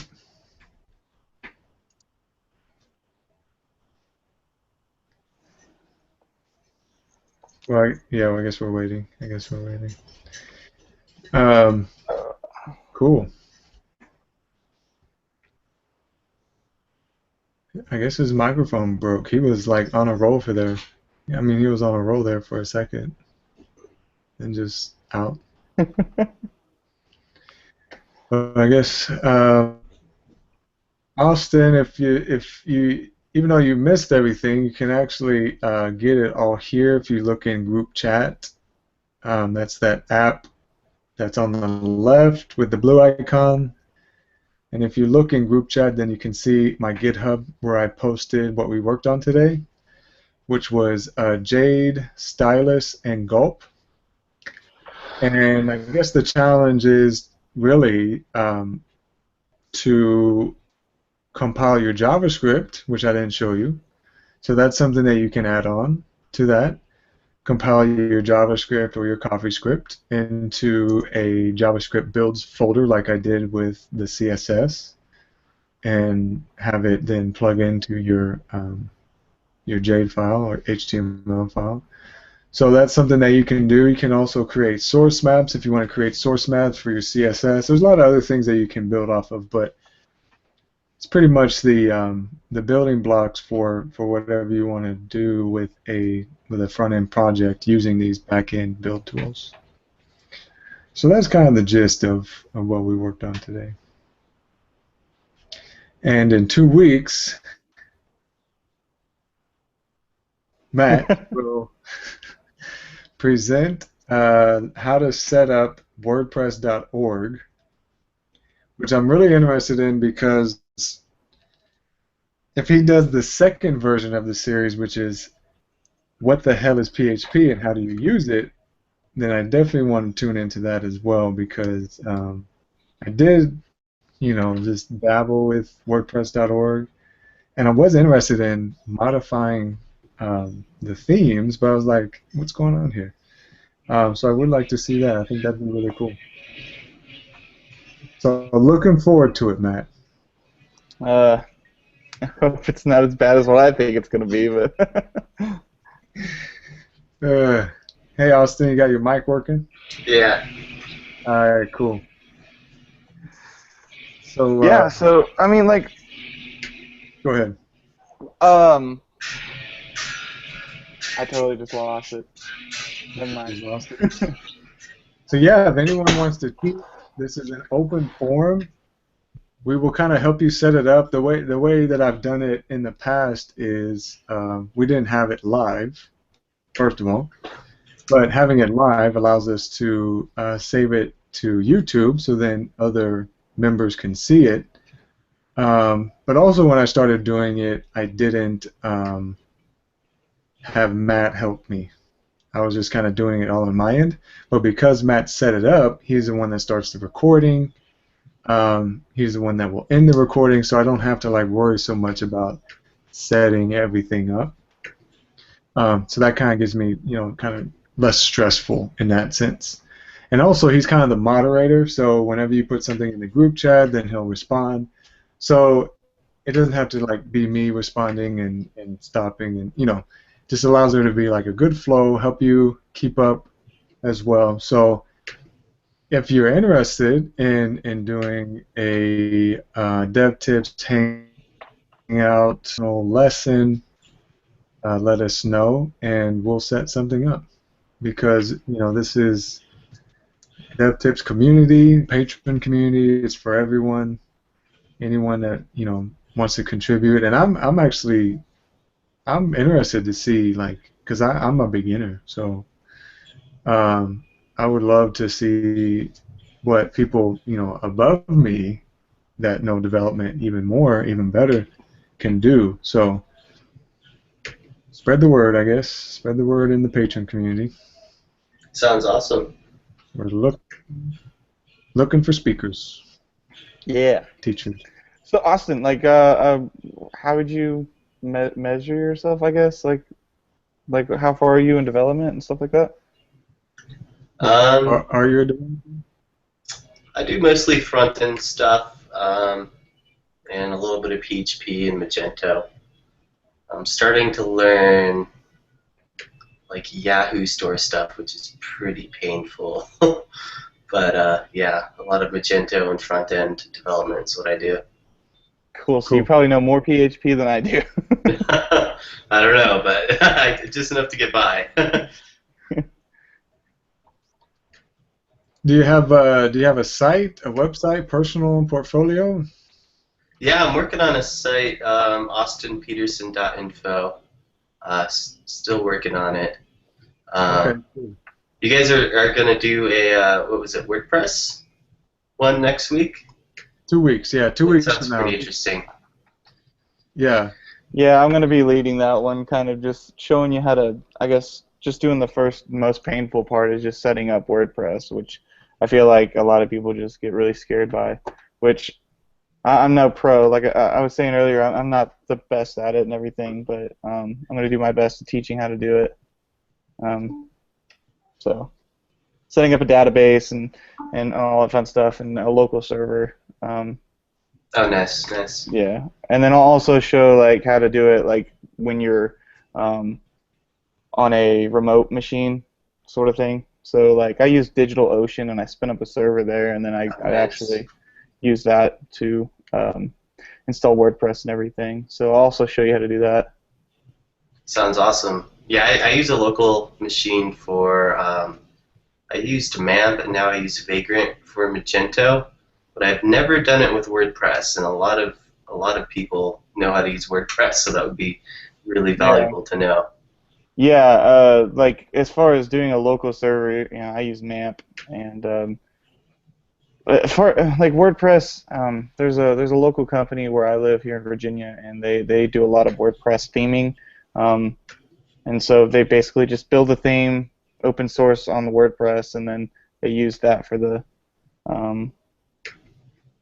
client site sort of thing. So I kind of want to work for them, and so they've really challenged me to use WordPress and to start theming, and so that's the main reason why I do know how to do that. Otherwise, I wouldn't have even touched it.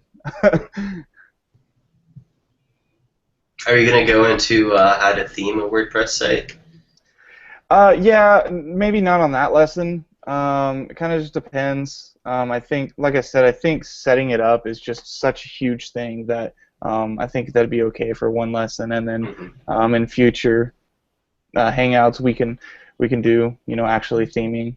So, and like Adam was saying, like we're recording it and it's going straight to YouTube. So we could even have it to where if you miss a lesson, you can go onto YouTube and check it out. Nice. Yeah, right now it's on my YouTube, which I really don't have anything on YouTube, so I'm gonna try to figure out a way to give it to Travis so that he can just put it on DevTips. You're in here twice. What? It's showing you in here. Oh no, it's gone. It said you were in here twice. I'll have to go back and watch this video. Oh yeah, and it'll be up. I don't know how long it takes to actually render it and everything, but as soon as we stop broadcasting, it'll do its thing. But yeah, Catherine, like DigitalOcean, it's pretty cool. Like AWS the Amazon Web Servers, like that's sort of a big picture, but DigitalOcean is like a little bitty one. So it's like really good for like having your own portfolio. Of course, the more traffic and the bigger your site needs to be, and the more database that you need, or the bigger database you need, like it's going to be more expensive. But like they start out at like $5 a month, which is what I'm doing, and I'm probably gonna host my portfolio on there. I've had like 6 different portfolios, and I finally have designed one, and I'm in the process of building it right now. Adam's seen the design and everything. I think it's pretty cool. I love it. But yeah, DigitalOcean is a cool little small server that you can put like a small site on. I think one of the lessons that I'll do later on will be how to use APIs. Yeah, that'd be a good one. Yeah, I would enjoy that one too. Okay. It's really quite simple. I just think it's getting used to JavaScript, I think, is the real issue. Getting used to making functions, and just, I mean, ultimately you have to read the documentation so you know what kind of calls are being made and what you can do with it. I think once you know that, then I think that it's not always simple, because I remember with forecast.io I was trying to use the get JSON method in jQuery, and it wouldn't let me do it because it was like this cross-domain call, and it cores was wrong, and I was like, I don't know any of that. I just didn't know the answer.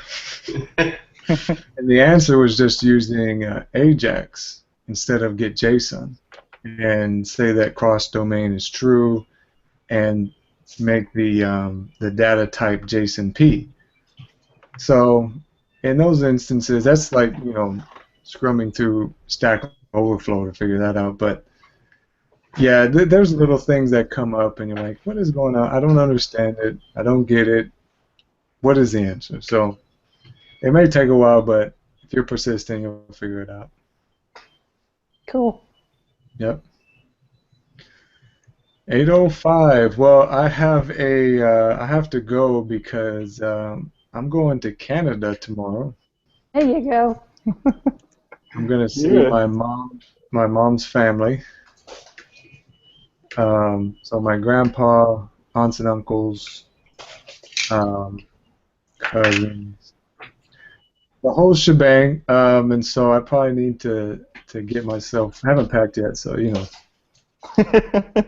Guys don't pack until like the last hour before you leave, so that's probably what I'll end up doing. But great for you all to come out.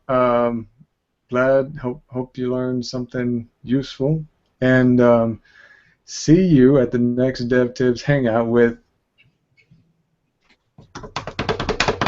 Matt. Oh, I was like, what is he doing? Drum roll. Drum roll. Matt.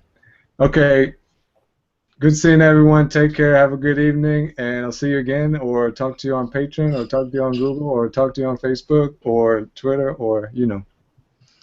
See you guys. See ya. Sounds awesome. Yep. Peace. Bye. I'm gonna stop the broadcast too.